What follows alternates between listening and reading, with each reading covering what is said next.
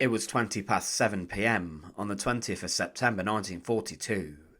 German submarine U-boat U-703 was looking for targets on the Arctic convoy runs. U-703 had hit a number of vessels before and sunk cargo ships, but they came across their enemy. HMS Ashanti, a British destroyer, gave chase as a U-boat was spotted, but left behind to defend the convoy was a tribal-class destroyer, HMS Somali. The ship had captured previously vital information and documents that helped crack the Enigma code, and it was a very celebrated ship. On board was a crew of 102 men. The Somali continued to plough through the freezing cold icy water, and then U-703 struck. Torpedoes were fired, and they struck the Somali with such power that the ship was almost instantly blown in two. It struggled to hold on for the next few hours and days, but the result of the attack was a death toll which was staggering.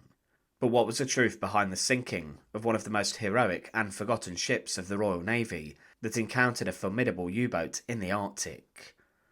HMS Somali was part of the tribal-class destroyers, which were built to counter larger destroyers which were being built in different countries. They also were built to boost the firepower of the destroyer flotillas, and they were larger and heavier armed than the previous classes. HMS Somali was ordered before World War II broke out in June 1936, and she took years to build. She was laid down on the 27th of August 1936, launched just under a year later, and was completed on the 7th of December 1938. She had an overall length of 377 feet and was powered by two powerful Parsons geared steam turbines that drove propeller shafts. In total, the turbines gave around 44,000 shaft horsepower, and the Somali had a top speed of 36 knots.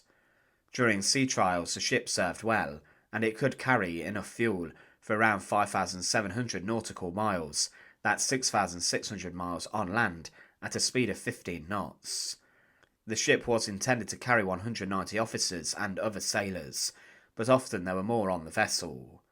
It was armed with 8 quick-firing 120mm Mark 12 guns, and for anti-aircraft defence there was a pom-pom gun and other machine guns.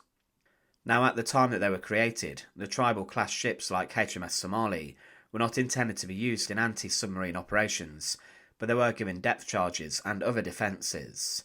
During the Second World War, they were outgunned with 30 depth charges rather than the peacetime 20 they were allowed to carry.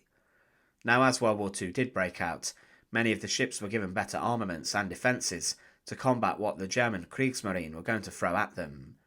Some of the tribal class had suffered against German air attacks during the Norway campaign, and it was said that the anti-aircraft guns on top were not sufficient or good enough, so the AA guns were changed.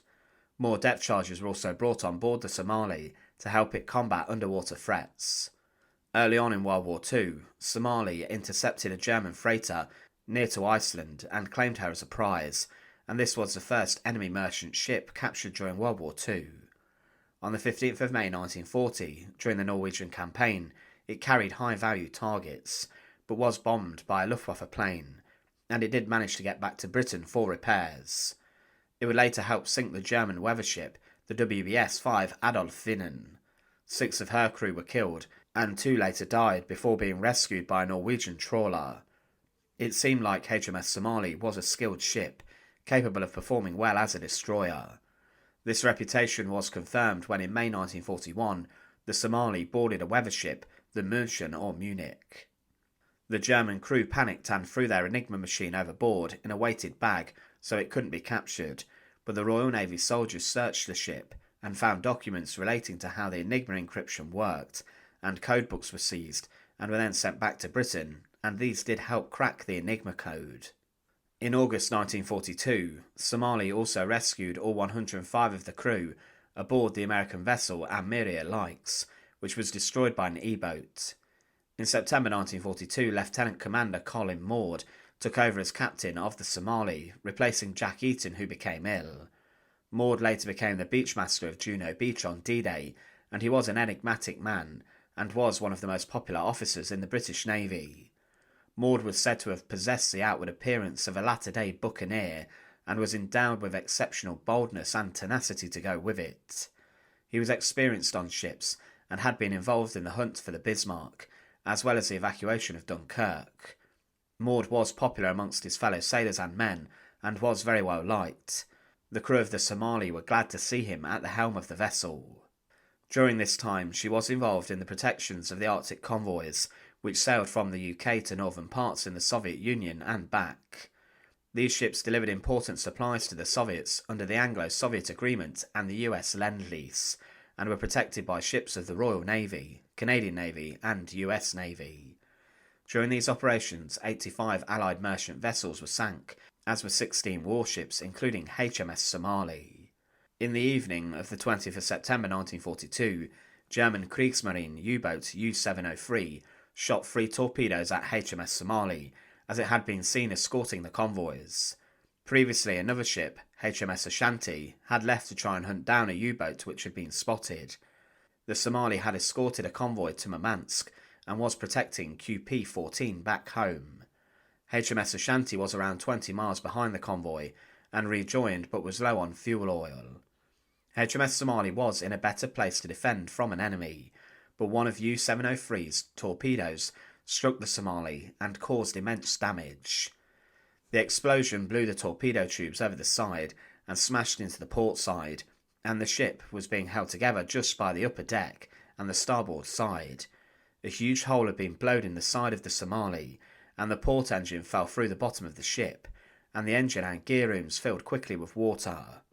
The sailors tried their best to maintain their composure, and some leaks were plugged up and shored up, but there was no light or power, except from an unreliable diesel generator. The situation looked bleak, and a rescue ship, the Zamalek, was there in minutes to help, but was sent back to the convoy. The HMS Ashanti returned and took her sister ship in tow, at a speed of 7 knots in calm sea, and the Somali struggled back as best as it could. For days it was towed, but on the night of the 23rd of September, the weather was getting worse north of Iceland, and the Somali's plates began to groan very loud. The ship was splitting in two. Some noticed a blue flash, and the tow line and electric cable from the Ashanti snapped, and the Somali folded in half like a hinge, and the bow and stern climbed skywards. Sailors jumped off the vessel as quick as they could, and the stern capsized and sank quickly, and then the bow went vertical and sank. Men struggled in the freezing cold water, floundering, praying to be rescued. It was now or never for the sailors of HMS Somali. One witness said that, "We did all our utmost to spot and pick up survivors. Some were throwing lifebelts and codlines. Myself and half a dozen others were at the bottom of the scrambling nets, up to our waist in icy water. As the searchlights spotted the men in the water, it was clear you could see their arms and legs. We tried to grab them. When we missed, lifebelts and lines were thrown at them. They were either too frozen or dead and did not respond. Between 30 and 40 men floated past our reach. A life raft came near us and we grabbed it. There were 3 men on it. One was an officer. We hooked the officer. His name was Lieutenant Bruce. He refused to be brought aboard. He was determined that we took the men first. Sadly, by then the raft was sucked away under the ship. The last man to be pulled from the water was unconscious. He was taken to the bridge to the captain's sea cabin. It was the Commander Maud. After about 20 minutes in the warm cabin, he started to sing at the top of his voice. Afterwards he told us that that was the only way he could stop himself from freezing. He had no knowledge that he had passed out in the icy sea. The captain of the Somali, Maud, later claimed he survived as he drank a whole bottle of whiskey before going overboard. He would then order his men under his command to carry a bottle of whiskey with them at all times. The eyewitness also claimed none of us could sleep much because we were haunted by the thought of the men we had watched float by us frozen and dying, those who we had been unable to save. We could not forget them. It could have easily been us. Out of the crew of 102 on board, only 35 were rescued from the Arctic waters. Dozens froze to death and drowned in the freezing cold waters around Iceland, and some were never recovered. But one of the recovered from the ship was actually my own grandfather, a man who later went on to have a role in D-Day, dropping Canadian troops and equipment onto Juno Beach, the very beach commanded by the captain of the ship that day, Colin Maud. But he never forgot the day that the HMS Somali sank. Thanks for watching. To support our channel, please make sure to subscribe, and once again, thank you so much for watching.